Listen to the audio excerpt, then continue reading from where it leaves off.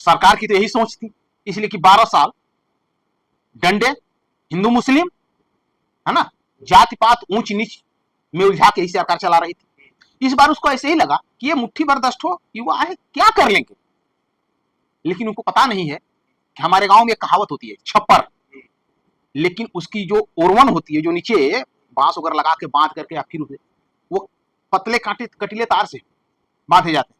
लोग समझते हो तो बहुत कमजोर है, हमारी बिल्डिंगें बहुत अच्छी हैं, यही सोच भाजपा की रही। लेकिन ये भूल जाते हैं कि जो उसमें तार बंधा है ना, वो उनके जीवन को खत्म कर सकती है। और वही वही कहावत आज आपका चरितार्थ हुई है, जो सही है हकीकत। जब आप पूर्ण बहुमत दे देते हैं तो प्रधानमंत्री हो या उसके सरकार के मंत्री हो या उसके सांसद विधायक जो भी हो, वो अपने आप को हुक्मरान समझने लगते हैं, जबकि सच्चाई है कि वो देश के नौकर हैं, देश की जनता के नौकर हैं।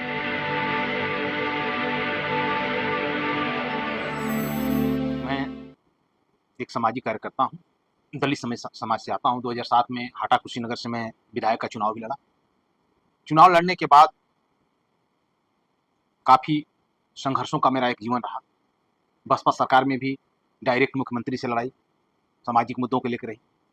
सपा सरकार में इंदिरा आवास घोटाला, रानी बाई पेंशन घोटाला, तमाम का उजागर करने के साथ ही तमाम मैं जिस जनपद में रहता हूँ बहुत सारे रोड जो है कि टूटे फूटे तमाम व्यवस्थाएं थी, उसके लिए संघर्ष करना।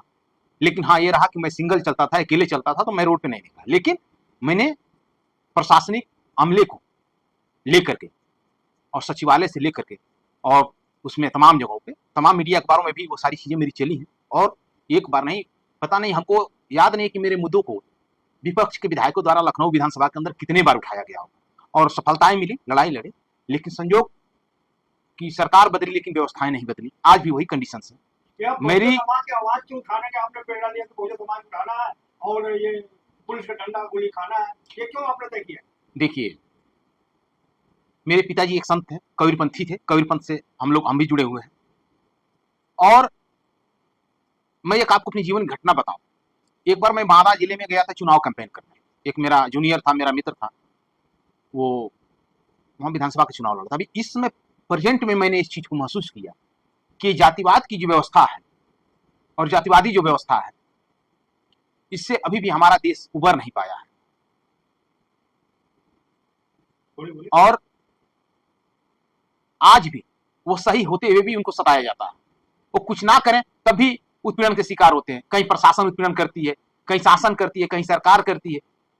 और मुझे तो बड़ा अफसोस होता है, ये हमारे समाज से जो बाबा साहब डॉक्टर भीमराव अंबेडकर जी के द्वारा दिए गए अधिकार के तहत आईएएस, पीसीएस, डॉक्टर, इंजीनियर, यहाँ की एक चपरासी हो जाता है। वो भी इस गुरूर में आ जाता है कि बगल में अगर हमारा कोई भाई है जो बेरोजगार है या उसकी मतलब आर्थिक स्थिति बहुत अच्छी नहीं है, वो भी उसका कहीं ना कहीं शिकार होता है। मैंने इस चीज को महसूस किया। ये मेरा व्यक्तिगत राय है, लोगों को बुरा भी लग सकता है दूंगा, लेकिन सच्चाई जो है वो है। तो हम उनके साथ साथ हमको इनसे भी लड़ना पड़ता है। तो मैंने उस तबके को नहीं छुआ, मैंने उस तबके के लिए संघर्ष करना शुरू किया जिसके नाम पे दूसरा अभी कुशीनगर में कौन अधिकारी है, उसने एससी का सर्टिफिकेट बनवा के नौकरी कर रहा है। एससी के लोगों को चपरासी तक की नौकरी नहीं मिली और वो क्लास 1 में बैठा हुआ है। मैं आपसे जानना चाह रहा हूँ कि जो जंतर मंतर पे सरकार ने जो पुलिसिया तांडव के लाठी डाला, तो क्या सोचा था सरकार ये जो छात्र हैं लाठी से खा करके घर चले जाएंगे और डर जाएंगे? कि सरकार की तो यही सोच थी, इसलिए कि 12 साल डंडे हिंदू मुस्लिम, है ना, जाति पात ऊंच नीच में उलझा के ही सरकार चला रही थी। इस बार उसको ऐसे ही लगा कि ये मुट्ठी बर्दाश्त हो युवा है, क्या कर लेंगे। लेकिन उनको पता नहीं है कि हमारे गांव में एक कहावत होती है छप्पर, लेकिन उसकी जो ओरवन होती है, जो नीचे बांस वगैरह लगा के बांध करके या फिर वो पतले कांटे कटीले तार से बांधे जाते हैं। लोग समझते हो तो बहुत कमजोर है, हमारी बिल्डिंगें बहुत अच्छी हैं, यही सोच भाजपा की रही। लेकिन ये भूल जाते हैं कि जो उसमें तार बंधा है ना, वो उनके जीवन को खत्म कर सकती है। और वही वही कहावत आज आपका चरितार्थ हुई है, जो सही है हकीकत। ये पेपर लीक का मुद्दा जो बनाया गया है, पेपर लीक तो कांग्रेस के भी शासन में था, उसमें भी पेपर लीक होता, लेकिन बीजेपी के हिसाब से क्यों मुद्दा बनाया गया paper leak? Paper Dharmendra Pradhan इस्तीफा मांगो। देखिए, सरकार कुर्सी तो खाली नहीं रही, कोई ना कोई तो सरकार चलाया, भाजपा चलाए, कांग्रेस चलाए या अदर जो भी पार्टी के है ना, लेकिन उसमें नैतिकता होनी चाहिए, संविधान के प्रति निष्ठा होनी चाहिए। यहां तो सीधे संविधान को ताक पे रख दिया गया ना। 12 साल में सैकड़ों पेपर लीक हुए, कार्रवाई कितने लोगों पे हुई? अभी इसके पहले जो नीट पेपर लीक का क्या मुद्दा था जिस पर सीबीआई जांच चल रही थी, अभी क्लोजर रिपोर्ट लगाई, आखिर लीक हुआ कैसे? क्लोजर रिपोर्ट लग रही है। सपोज दैट ये जो है कि ये फूलेदान यहां से चोरी हो गई, मैंने आरोप लगा दिया कि मेरी फूलेदान चोरी हुई, आपने माना कि हाँ हुआ, दिख भी रहा, अब बाद में आप कह रहे हैं कि इसमें तो कुछ मिला ही नहीं, तो इसका मतलब सरकार चोर है। इसलिए सरकार के प्रति गुस्सा था लोगों में आया। क्या विपक्ष के कमजोरी के कारण पेपर लीक का मामला छात्र जो है सड़कों पर बैठे हैं, यह काम विपक्ष का था? ये काम टोटल विपक्ष का था। जैसे हमारे देश में मीडिया और विपक्ष इन दोनों का काम होता है कमियों को उजागर करना, सरकार को आईना दिखाना, लेकिन कहीं ना कहीं विपक्ष इसमें विफल रहा, जिसकी वजह से युवाओं को आना पड़ा। आज जब युवा जब आए तो देश की जनता का सब्र टूट गया, जो 12 साल से तानाशाही, अत्याचार, अन्याय और शोषण का शिकार हो रही थी, और वह सारा गुस्सा इस छात्र युवा आंदोलन के माध्यम से जनता ने, देश की जनता ने उनको बताने का काम किया। सर मैं कह रहा हूँ, जब विपक्ष चुप हो जाए, दुबक के बैठ जाए और बीजेपी में जाने लगे तो समझ लेना चाहिए कि सरकार मनमाना करेगी। 100%। आप जितने भी बीजेपी में आज जितने सांसद हैं, उसमें ज्यादातर सांसद कांग्रेस, बहुजन समाज पार्टी, समाजवादी पार्टी, तृणमूल कांग्रेस, बाला ठाकरे की जो पार्टी थी क्या, शिवसेना है ना, इन तमाम दलों से आए। ये किस दम पे आए? पैसे के दम पे। किस दम पे आए? डर और भय दिखा के। ईडी, सीबीआई और है ना, कोर्ट में जो मनुवादी जजेज बैठे हैं, जिनके फैसले पारदर्शी तरीके से नहीं आ रहे, संविधान और उसका मखौल उड़ाया जा रहा है, उससे भयभीत होकर ये आज सत्ता में। मानव काशीराम ने कहा था, मजबूत नहीं मजबूर सरकार जनता की बात सुनती है। बिल्कुल, हम इससे सहमत हैं। हम इससे सहमत इसलिए है, जब आप पूर्ण बहुमत दे देते हैं तो प्रधानमंत्री हो या उसके सरकार के मंत्री हो या उसके सांसद विधायक जो भी हो, वो अपने आप को हुक्मरान समझने लगते हैं, जबकि सच्चाई है कि वो देश के नौकर हैं, देश की जनता के नौकर हैं। वो उनको इसलिए बैठाया गया कि संविधान के तहत जो भारत की मूल अधिकार है, संवैधानिक व्यवस्था है, उसको आप लागू करें, लेकिन ये उसका उपयोग अपने स्वयं के लिए, अपने बाल बच्चों, अपने रिश्तेदार और अपने दोस्त मित्रों के लिए करना शुरू कर देते हैं। देश की जनता के वोट हक अधिकार के तहत जो इनको अधिकार मिला उसको भूल जाते हैं। कहा था कि अगर चोर आए और कुत्ता भौंकना बंद कर दे, इसका मतलब कुत्ता चोर को जानता है। बिल्कुल 100%। अभी जो हमारे यहाँ यूपी में अयोध्या मंदिर चोरी हुई है ना, जांच शुरू हो गई, एफआईआर बाद में, वो भी जो मगरमच्छ है वो नहीं पकड़ा जा रहा, जो मांस का टुकड़ा फेंका गया वो मांस का टुकड़ा सिर्फ उठाया जा रहा है। मगरमच्छ कब पकड़ा जाएगा? और उस पर कोई जो है ना अंधभक्त सफाई दे रहा है, ना आरएसएस बोल रही है, ना देश का प्रधान, भाई वो जो कमेटियां बनाई देश के प्रधानमंत्री ने बनाया ना, प्रधानमंत्री बोल रही है, तो इसका मतलब कि चोरों का सरदार मिला हुआ। सर मैं अगर आप कहेंगे कि महंगाई बढ़ी है, भ्रष्टाचार बढ़ा है, मंदिर में चोरी हुई है, तो अंधभक्त कहेंगे सब बदनाम किया जा रहा है, जय श्री राम। ये वही है ना, आज जो ये अंधभक्त है, आज जो जय श्री राम आज जो ये कह रहे हैं, है ना, मैं जय श्री राम बोलने का विरोध नहीं, मैं जय श्री राम शब्दों का विरोध नहीं कर रहा हूँ, इनके अंधभक्ति का विरोध कर रहा हूँ। और ये वही लोग हैं, इनको कब समझ में आएगा? जिस तरह से हिटलर के शासन में ये अंधभक्तों की जब चड्डी तक उतरना शुरू हुई, तब इन सबको लगा कि हिटलर तानाशाह, हिटलर गलत है। उसी तरह से जब तक इन लोग अंधभक्तों की चड्डी न निकल लगे, ये गोदी मीडिया वालों, है ना, कि धुलाई होना शुरू हो, जब तक वॉशिंग मशीन में इनको ना डाला, देश की जनता डालना शुरू करे, तब तक इनको समझ में नहीं आएगा क्योंकि चौकीदार ही चोर है। सर क्या बहन जी बीजेपी से प्रेरणा ले रही है? अभी तक छात्रों से मिलने नहीं गई, क्या ये छात्र सर्जन के बच्चे नहीं थे? बहन जी को मैं क्या कहूं, शायद आज मुझे नहीं कहना चाहिए क्योंकि मैं बहुजन का डेराइज हूं, है ना। एक जमाना से जब बहुजन का गठन हुआ तब से हम लोग सक्रिय एक कार्यकर्ता के रूप में रहे। बहुत मेरी कम उम्र थी, फिर भी हम झंडा लेकर दौड़ते रहे, ये मेरी पार्टी है, मेरी पार्टी है, और हमने संघर्ष भी किया। आपके तमाम बाइटों में हमने उसका जिक्र भी किया है। अगर आत्मा परमात्मा की बात सही होगी तो आज मान्यवर साहब की आत्मा भी कहीं होगी, तो देख के आज बड़ा दुखी होगी मैंने किसी शिष्य को के सर पे हाथ रख दिया। जो मान्यवर साहब बहुजन समाज के राष्ट्रीय अध्यक्ष होने का मतलब कोई जनता से संवाद स्थापित करेगा, वो बहुजन से हमेशा संवाद स्थापित करेगा, ना कि महलों में बैठ के आदेश जारी करेगा। ये तो उन बादशाहों से और उन तानाशाहों से भी ज्यादा खतरनाक है जिसका गुलाम बहुजन समाज रहा। तो ये हमें तो लग रहा है उनसे ज्यादा बड़ी बादशाह ये है जो हमको गुलाम समझती है, हमें तो यही लग रहा है। अक्षंद चाटुकार कहते हैं कि बहन जी बहन जी बहन जी है। एक विधायक बचा है, सरकार बनाते हैं केंद्र में। आज आज आज पहली बार ऐसा हुआ है कि लखनऊ कार्यालय पर छात्रों और युवाओं ने प्रदर्शन किया। लखनऊ बसपा कार्यालय पे, उनके मकान पे सर मानी चाहिए बसपा के नेताओं को, बसपा के कार्यकर्ताओं को डूब मारना चाहिए। क्यों प्रदर्शन किया? मान्यवर साहब ने हमेशा नजर मिलाकर सवाल करने के लिए बात कहा है कि अगर हमको सदन में नहीं बोलने दोगे तो हम सड़क पे आएंगे। उस आंदोलन को बहन कुमारी मायावती जी ने बंद कराने का काम किया। ये कौन होती है कि जो बाबा साहब ने हमें संविधान का अधिकार दिया आंदोलन का संघर्ष का, उसको करिए कि गलत है? ये कौन होती है? कानून में हाथ में नहीं जाती, रोड पे नहीं वो संघर्ष करती, रोड पे नहीं, आंदोलन करना हमारा अधिकार है, कानून हाथ में नहीं है। हमको जब न्याय नहीं मिलेगा तो मजबूरी हमें रोड पे आना पड़ेगा। झाड़ू और डंडा हमको बांध के घुमाया जाता था। तमाम दुश्वारियां हमारा समाज झेला है, और किन परिस्थितियों से गुजरने के बाद बाबा साहब जैसे महामानव का आगमन हुआ हमारे समाज में, और आज हम इस स्थिति में हैं। और आज बाबा साहब के दिए हुए अधिकार को भी तुम गलत मान रही हो। मान्यवर साहब के उस कहे हुए वक्तव्य को, क्या मान्यवर साहब जब आंदोलन करते थे जंतर मंतर पे जगह जगह, इसका मतलब कि मान्यवर साहब गलत है? बहन जी की इस व्यक्ति से स्पष्ट होता है ना कि मान्यवर साहब गलत है। बाबा साहब ने तो आंदोलन किए थे।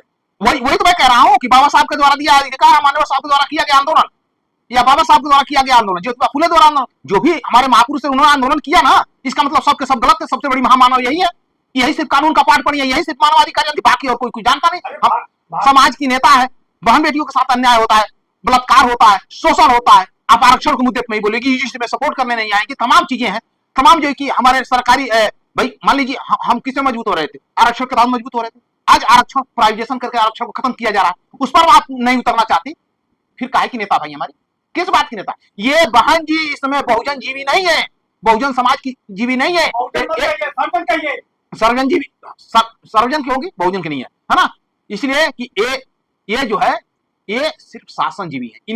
इनका एक सोच है ना कि लोग पीड़ित हो रहे हैं, दुखी हो रहे हैं, यहाँ सपा जब आगे बढ़ेगी तो सामान्य वर्ग के भी लोग मेरे पास आ जाएंगे, दलित हमारा गुलाम भाई बना है, और हम फिर सरकार में आ जाएंगे। ये कुल मिला के अपने भाई और अपने भतीजे को जेल में जाना पड़े, इनके संपत्तियों की जांच ना हो, इनके संपत्तियों को सरकार कब्जे में ना ले ले, इनको जेल में ना डाल दे, इस डर से ये मौन धारण की हुई है, मुख्य दर्शक बन के देख रही है। और हम दलित समाज के, ओबीसी समाज के, बहुजन समाज के लोगों का शोषण होते हुए शोषण का शिकार होना पड़ रहा है। मैं धन्यवाद देता हूं भाई चंद्रशेखर को, जो इस परिस्थिति में मुखर होकर के समाज की रात। ये बताइए, जो आज चंद्रशेखर, मैं किसी की चटकारता नहीं करता, आज चंद्रशेखर जो लोकसभा में सारेआम जो मुद्दे उठा रहा, इतने दिन से बहुजन समाज पार्टी के तमाम सांसद हैं, क्या मुखर होकर के मुद्दे उठाए? अगर है हिम्मत तो बहन जी आज चुनौती दें कि हम बहुजन समाज है, हम सिर्फ बहुजन समाज के लोगों को टिकट देंगे, बेगर पैसा का देंगे। हाँ, हिम्मत तो करके दिखाएं। अरे मैं कह रहा हूँ बहन जी के ऊपर तो आप उंगली उठा रहे हो। राहुल गांधी छात्रों के साथ जंतर मंतर पर नहीं बैठे, प्रधानमंत्री के घर पर जाकर पुलिस के सामने वहां बैठते हैं, पुलिस उठा के ले चली जाती है, तो राहुल गांधी को उंगली नहीं आप उठाते। ये बताइए, वो विपक्ष है, नेता है, उसको लगता है कि देश की जरूरत है, तनाशा हो चुका है, नहीं सुनेगा तो हम ऐसे करेंगे, ऐसे नहीं सुनेगा तो ऐसे करेंगे। नेता का मतलब क्या होता है? सरकार में आए तो महल बनवा दें, और सरकार में ना रहे तो तुम्हारी बहन बेटियों को उठा के लेके जाए, हमें कोई फर्क नहीं पड़ता। खिचड़ी पकाएंगे, जाएंगे जंतर मंतर पर नहीं, और जगह जगह प्रधानमंत्री के आवास के पास। बिल्कुल वो सही किया, मैं सहमत हूं, मैं सहमत हूं। अलग खिचड़ी पकाएंगे, जंतर मंतर में जाएंगे कि तो बहन जी को किसने रोका? बहन जी को किसने रोका? यूजीसी के मुद्दे पर मैंने बहन जी को नहीं सुना, ना उनके नेताओं को आने में, इसलिए कि कहीं ना कहीं कंप्रोमाइज है आरएसएस से और बीजेपी से। अगर लाख सुनिए, लाख बुरा है चंद्रशेखर, आरएसएस को चंदा नहीं दिया, एक मिनट, लेकिन आरएसएस को चंदा बहन जी ने दिया। जो असंवैधानिक संगठन है आरएसएस, जिसका रजिस्ट्रेशन हमारे देश में नहीं है, जिसकी जांच होनी चाहिए, जिसके संपत्तियों की जांच होनी चाहिए, जिसके संस्थाओं की जांच होनी चाहिए, अगर नियम को मानती हैं तो उस पर उंगली उठाए ना। क्यों उसको चंदा दिया बहन जी ने? बताएं, इसका जवाब दें। अरे बहन जी, पता है जब संसद में बहन जी को बोलने नहीं दिया गया तो इस्तीफा दे दिया, इस्तीफा दिया। अरे मेरे साहब, सरकार से हटी विपक्ष में आई, या विपक्ष से हटी 19 सीट पे आ गई थी, तब इनको लगा कि समाज कहीं ना कहीं उग्र हो रहा है, तो इन्होंने एक वो दिखावा किया जिसको सदन में नहीं बोला। मान्यवर साहब ने, ये अपना गुरु मानते हैं ना मान्यवर साहब को, हम भी मानते हैं अपना गुरु। मान्यवर साहब ने कहा था एक बार सदन में, इसी लोकसभा में, उस समय वो उसकी कांग्रेस की या शायद बीजेपी, शायद की कांग्रेस की सरकार थी, हमको दिमाग में इतना नहीं आ रहा है। मैंने सुना कि तुम मुझे सदन में नहीं बोलने देते हो, कह रहे हो टाइम खत्म हो गया, तो मेरा टाइम है सड़क, तो मैं सड़क पे चलता हूं बोलने के लिए। कहां से? इसका मतलब मान्यवर साहब गलत है। अगर मान्यवर साहब गलत थे, सड़क पे वो आए, गलत है, तो ये उनकी शिष्या नहीं हो सकती। अगर उनकी शिष्या है तो इनको सड़क पे होना चाहिए। बहन जी दूरदृष्टि है, बहुत दूर तक सोचती है, अपने समाज को कोर्ट कचहरी के चक्कर नहीं लगवाना चाहती, थाने में नहीं बैठवाना चाहती, इसलिए कहते ये रोड पर मत जाइए और कानून अपने हाथ में न लीजिए, वो समझाती है। ऐसा है, अपने राजनीतिक उद्देश्य की पूर्ति के लिए भाजपा का एक नेता इन पे कमेंट किया, जो उसका प्रदेश उपाध्यक्ष है, इसमें परिवहन मंत्री है यूपी सरकार में, ठीक है ना। तो उसने सिर्फ एक कमेंट कर दिया था, वो गलत था, मैं उसका समर्थन नहीं करता, लेकिन आपके सवाल में वो जवाब है। तो इन्होंने क्यों नहीं कानून का रास्ता अपनाया? क्यों अपने नेताओं को छोड़ दिया कि जाओ प्रदर्शन करो, कि अपनी बेटी पेश करो, अपनी बेटी पेश करो? मैं वहां था, लखनऊ में था, मैं उसका गवाह हूं। क्यों?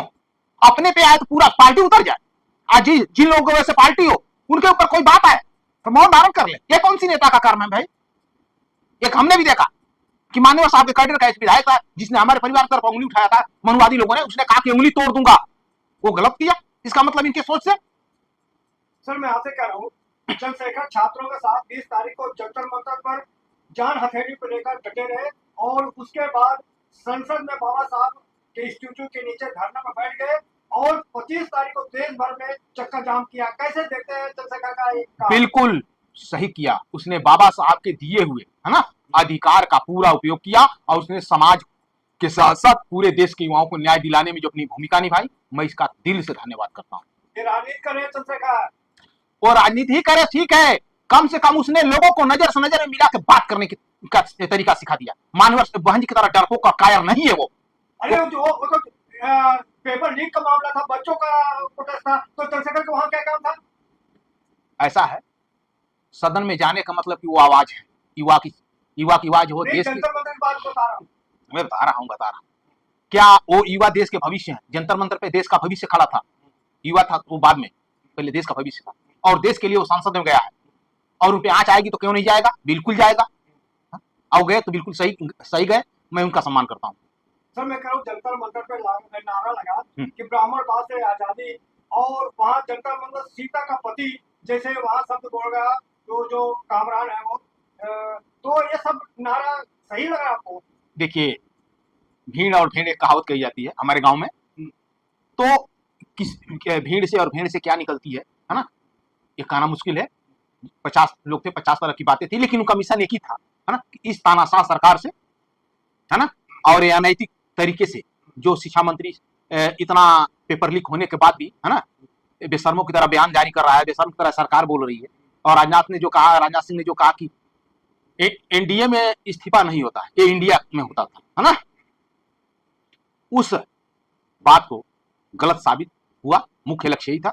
इसके लिए मैं सभी युवाओं को और सवाल सर, जो आज तक के एंकर है उनका सवाल था कि यहाँ पर इंकलाब का नारा लगा, ये राष्ट्र विरोधी नारे हैं। वो कौन सा राष्ट्र धर्म निभा रहे हैं? वो कौन सा मीडिया देश का चौथा स्तंभ है ना, जो सरकार को आईना दिखाती है? वो तो चटकारता में लगे हुए हैं।